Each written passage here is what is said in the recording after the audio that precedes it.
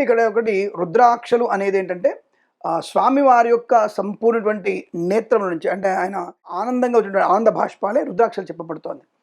చాలామంది చెప్పినట్టుగా మనకి ఏకముఖ రుద్రాక్ష ఇవన్నీ కూడా అబద్ధం. అది 90 ఒకసారి ఒకటే కాస్తుంది. ఒక చెట్టుకు ఒకటే కాస్తుంది అది. కాబట్టి దీన్ని అందరూ తీసుకొచ్చి ఇప్పుడు వందల కొద్దీ ఏకముఖ రుద్రాక్ష పెట్టేంత అక్కడ ఫేక్, అవి నిజం కాదు.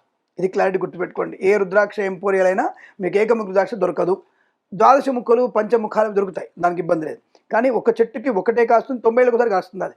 ఒక చెట్టుకి ఒకటే ఒకటే కాస్తుంది, ఏకముఖ 90 ఒకసారి కాస్తుంది అది. అది ఎక్కడో అడవులలో ఉంటుంది తప్ప మన దగ్గర లేదు. ఇది క్లారిటీ.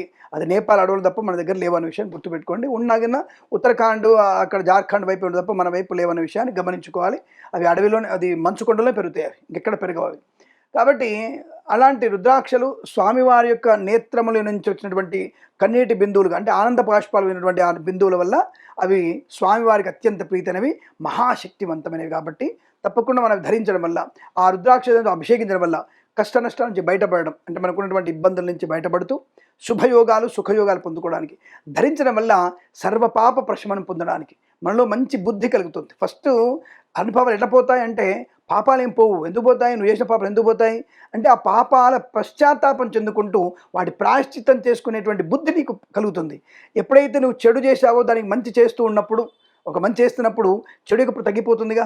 కాబట్టి మంచి బుద్ధిని ప్రసాదిస్తుంది రుద్రాక్ష ధారణ వల్ల. కాబట్టి అటువంటి రుద్రాక్ష జలం అభిషేకం చేసినా ధరించినా మనకు ఐశ్వర్యాన్ని పొందుకునే అవకాశం ఖచ్చితంగా ఉంటుంది.